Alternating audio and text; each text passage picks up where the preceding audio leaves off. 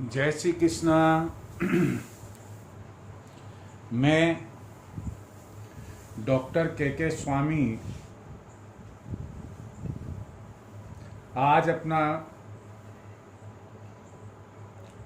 पहला वीडियो वास्तु एवं ज्योतिष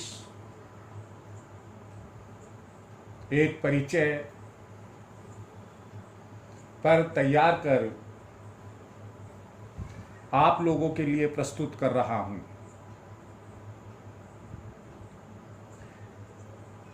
वर्तमान में हर व्यक्ति किसी न किसी रूप में दुखी है,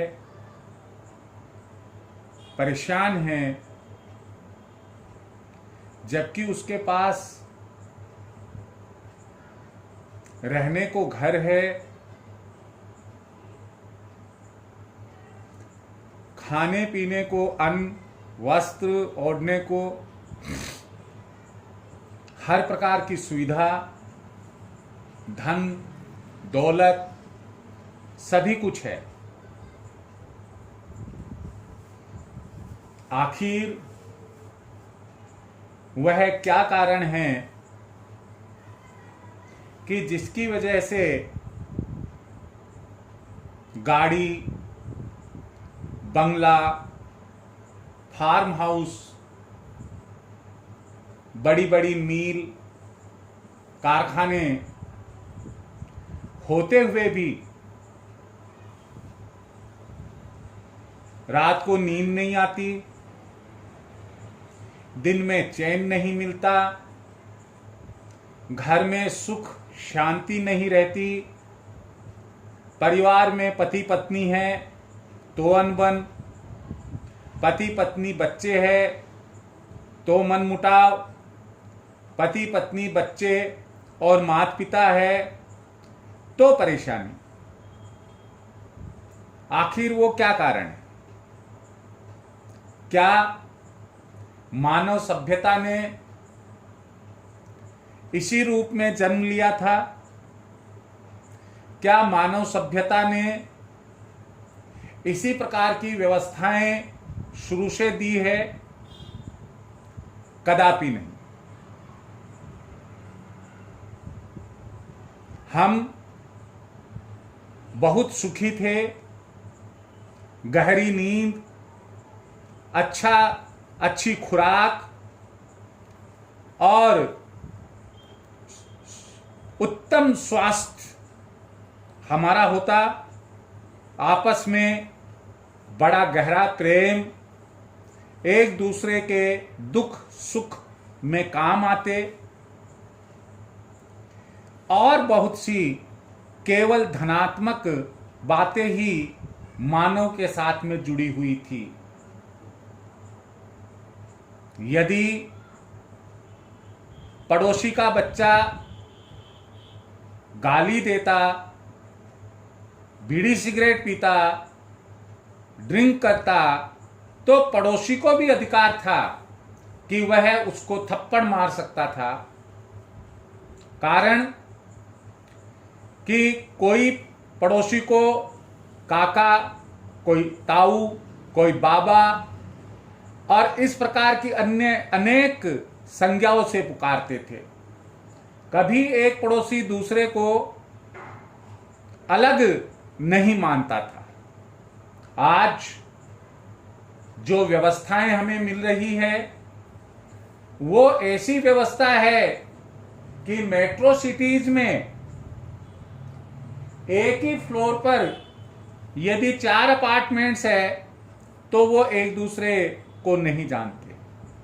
नीचे से ऊपर, ऊपर से नीचे, दाएं से बाएं, बाएं से दाएं, उत्तर दक्षिण पूर्व पश्चिम, किसी भी डायरेक्शन में कोई अपार्टमेंट है, कोई मतलब नहीं है एक दूसरे से, किसी भी प्रकार का कोई मतलब नहीं है। अगर आपको जानना है कि कौन कौन सी मंजिल पर रहता है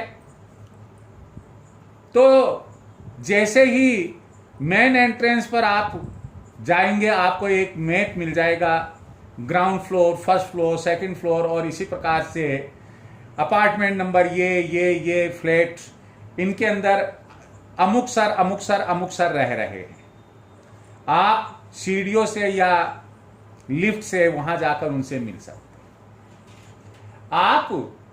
आप भी केवल उसी समय जाते हैं जब आपको कोई मतलब होता है, चाहे वो अपना रिश्तेदार हो, चाहे वह अपना कोई मिलने जुलने वाला गांव का हो, और बिना किसी कारण से हम कभी भी किसी से मिलने के लिए नहीं जाते। सवाल है ये कि ये जो परिवर्तन है पुराने समय में और आज के समय में, इसका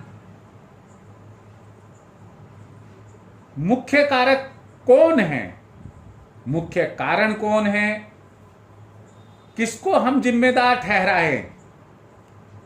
जहां तक मेरा अनुभव है, जीवन को मैंने बहुत बहुत बहुत नजदीक से देखा हुआ है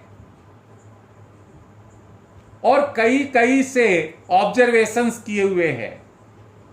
जहां तक मेरा अनुभव है, वह अनुभव यह कहता है कि इंसान स्वयं खुद का दुश्मन है। उसका कोई अन्य दुश्मन उसके माता पिता या पति पत्नी या बच्चे या रिश्तेदार पड़ोसी कोई नहीं है, वह स्वयं अपना दुश्मन है। और अगर देखा जाए दूसरी तरफ, दूसरे पहलू से, तो सबसे बड़ा दोस्त, सबसे बड़ा मित्र भी वह अपने आप का ही। अब आप सोचते होंगे कि ये बात मैं इस तरह से क्यों कर रहा हूं। तो अगर हम अपने सुख और समृद्धि को, अपने सुख और स्वास्थ्य को ध्यान से देखें कि मेरे सुख का कारण कौन है, मेरे अच्छे बुरे स्वास्थ्य का कारण कौन है, मेरी प्रोग्रेस का कारण कौन है, तो हम पाएंगे कि मैं स्वयं। केवल दो मुख्य घटक फैक्टर्स इसमें काम करते हैं, एक जिसे हम घर कहते हैं और दूसरा जिसे हम शरीर कहते हैं।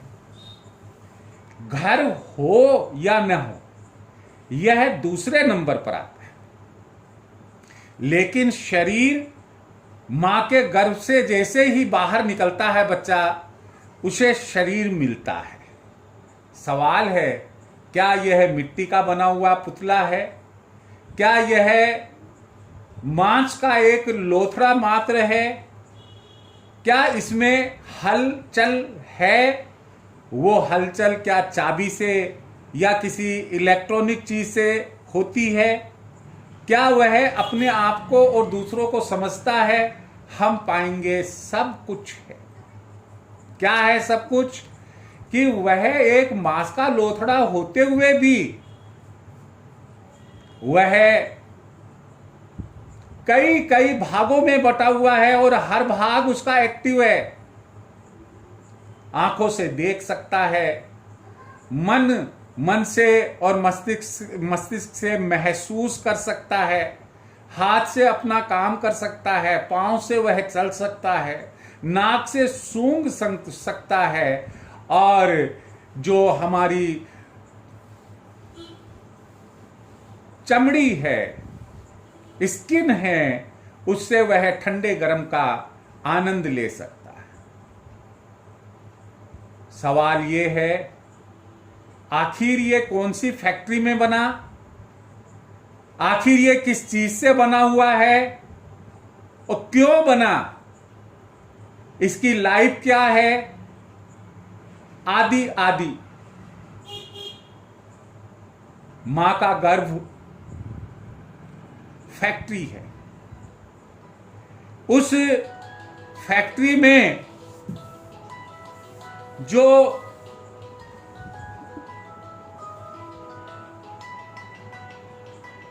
निर्माण करता है, वो निर्माता भगवान हैं। आपको बता दूं, भैसे भूमि, गैसे गगन, वैसे वायु, ऐसे अग्नि, नैसे नीर जल, 5 तत्व जिस में मौजूद है वह भगवान है। वो एक ऐसा निर्माता है कि जो सबके शरीर का ढांचा लगभग एक जैसा बनाता है।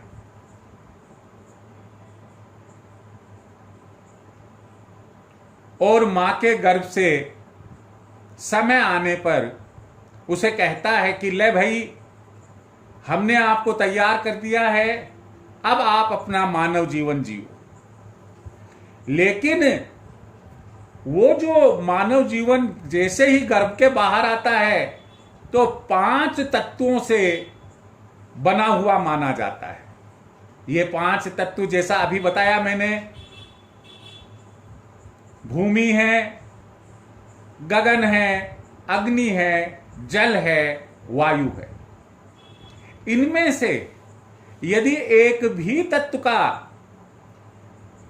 अभाव हो जाए, कमी हो जाए या ज्यादा हो जाए तो ऐसे में उसे सामान्य मनुष्य, सामान्य मानव नहीं कहते हैं।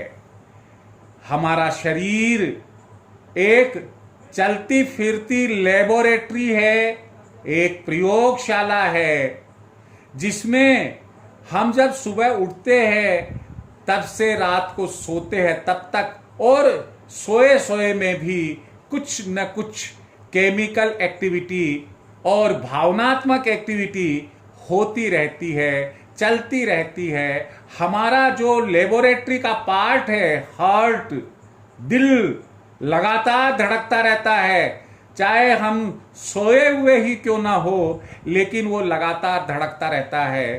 तो यह एक स्वचालित ऑटोमेटिक लेबोरेटरी है। लेकिन इस लेबोरेटरी का प्रयोग इंसान पर निर्भर करता है। वह अपनी इस लेबोरेटरी से अच्छा प्रयोग करके स्वस्थ रह सकता है, सुखी रह सकता है और समृद्धशाली बन सकता है, और इसी का गलत प्रयोग करके वह बीमार रह सकता है, दुखी रह सकता है और अनावश्यक रूप से दूसरों पर दोषारोपण करके कह सकता है कि मैं बड़े ही घाटे में चल रहा हूं, और उसका जो प्रगति है, प्रगति की बजाय अवनति होती है। मैंने आपसे प्रारंभ में भी कहा कि प्रगति हो चाहे अवनति हो, सुख हो चाहे दुख हो, रोग हो या स्वास्थ्य हो, हृष्ट पुष्ट हो या कमजोर हो, इन सब का कारण मानव मनुष्य श्रम है। ये तो रहा एक पक्ष।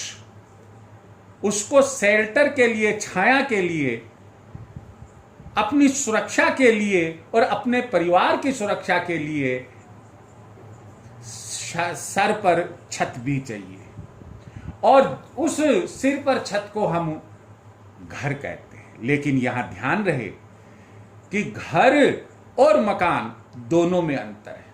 मकान ईंट, चूना, पत्थर, इनसे मिलकर बना हुआ एक ढांचा है। लेकिन घर, मकान में जब प्यार मोहब्बत से, अपनत्व की भावना से परिवार के सदस्य रहते हैं, जहां स्नेह प्रेम का निवास होता है, वह एक घर है। और घर एक मंदिर माना गया है। मंदिर से कम एक घर नहीं होता है। जो व्यक्ति अपने परिवार के लिए घर का निर्माण करवाता है, वह 7 जन्मों तक का पुण्य प्राप्त करता है। घर, यह भी सुख और दुख दोनों का कारण है। घर उसी प्रकार से अपना अस्तित्व रखता है, अपना इंपॉर्टेंस, अपनी महत्व रखता है, जिस तरह से मानव शरीर है।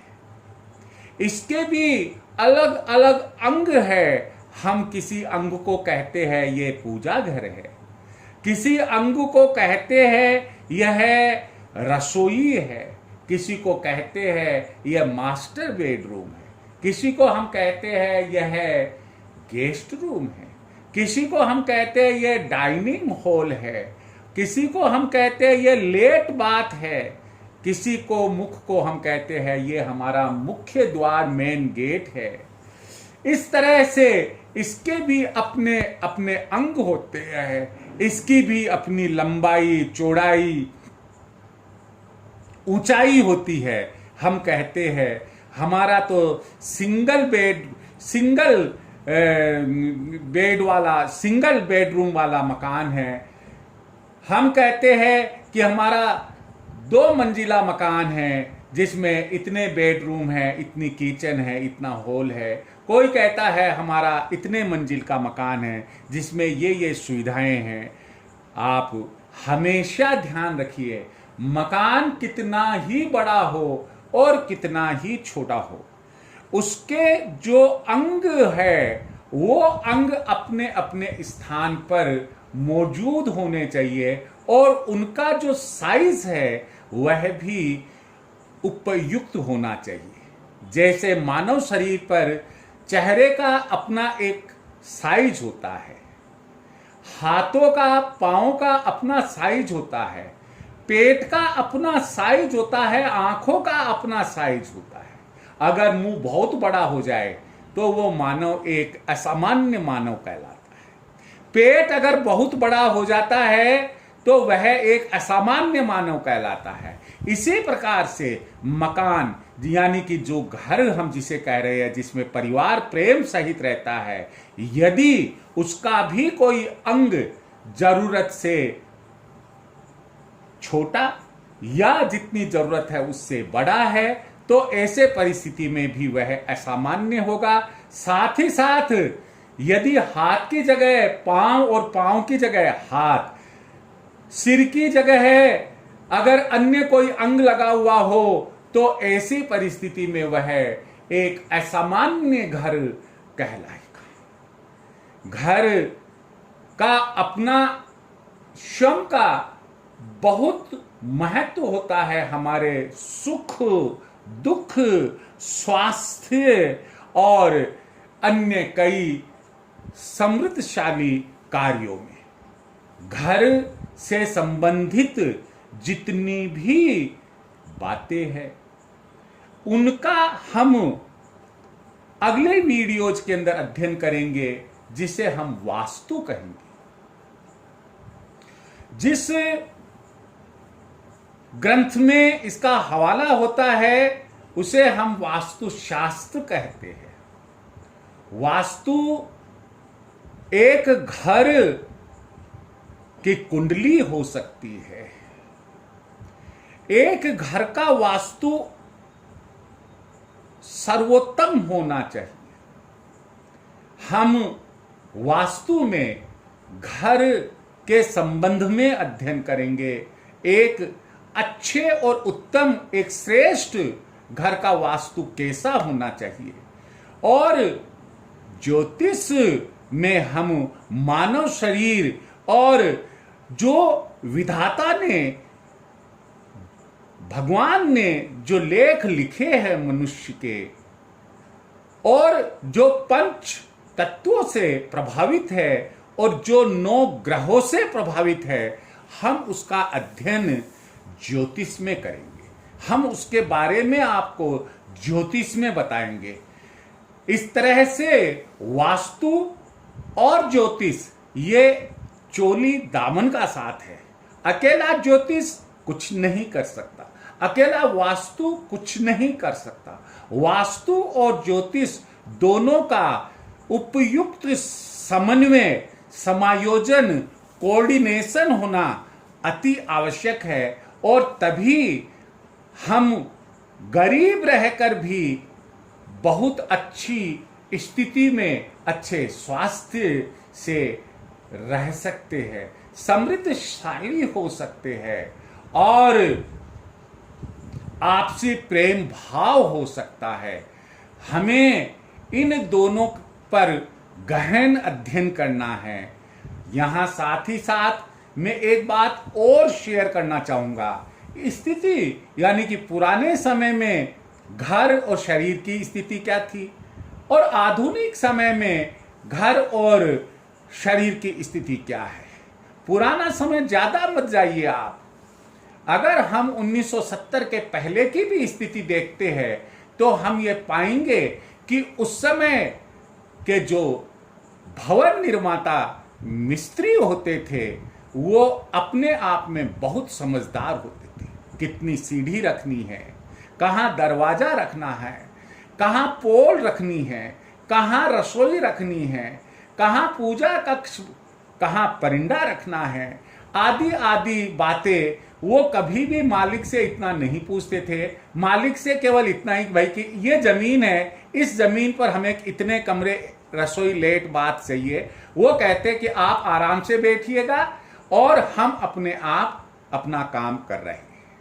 इसी तरह से शुद्ध दूध, शुद्ध घी और शुद्ध अन्न मिलने के कारण हमारा जो पंच तत्वों से बना हुआ शरीर है वह उत्तम स्वस्थ शरीर होता था। कभी रोग नहीं होता था। हल्दी से हम ठीक हो जाते थे, अजवाइन और नमक से हमारा पेट ठीक हो जाता था। माँ के द्वारा छोटे बच्चे का पेट अपनी जीभ से चाटने पर बच्चे का पेट दर्द ठीक हो जाता था। आखिर ये सब क्या थे? ये सब पुराने समय के स्वस्थ वातावरण के, स्वस्थ और उत्तम घर और उत्तम शरीर का नतीजा था। और आधुनिक समय में चाहे घर हो चाहे शरीर हो, दोनों ही दोषयुक्त है। अब सवाल ये है कि हम पुराने समय में तो जा नहीं सकते।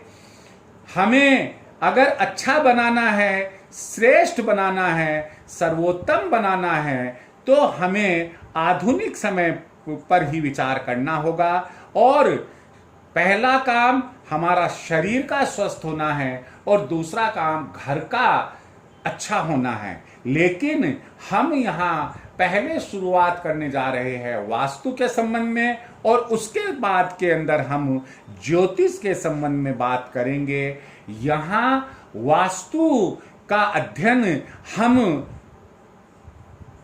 जमीन खरीदने से लेकर और गृह प्रवेश और उसके बाद में उसमें आवास तक और आधुनिक सुख सुविधाओं, साधनों का उपयोग कैसे करें, ये इन तमाम बातों का समावेश करके बताएंगे।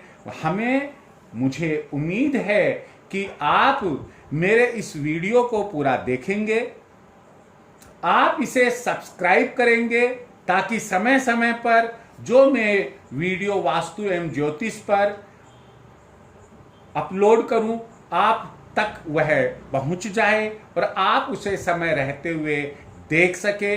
मानकर चलना कि आपसे मैं वही बातें शेयर करूंगा जो कि आप आसानी से, चाहे वास्तु हो और चाहे ज्योतिष हो, पूर्ति कर सकते हो। कोई भी बात सामान्यतया ऐसी नहीं होगी वहां पर जहां पर कि आपको अनावश्यक रूप से धन, समय या अन्य किसी भी प्रकार से परेशान होना हो। स्वस्थ और सुखी रहने के लिए स्वयं पर विश्वास और जो व्यक्ति आपको अगर निस्वार्थ होकर बता रहा है उस पर विश्वास होना जरूरी है। आपको मेरे ऊपर, मेरी बातों पर विश्वास करना होगा। बाकी आप स्वतंत्र है। आप जहां जो साहित्य मिले आप उस साहित्य को पढ़ें, उसको समझें। अपनी कोई भी बात हो आप शेयर करें, कमेंट बॉक्स में डालें। मैं इतना ही कहकर आज जय Shri Krishna. Thanks, thank you very much.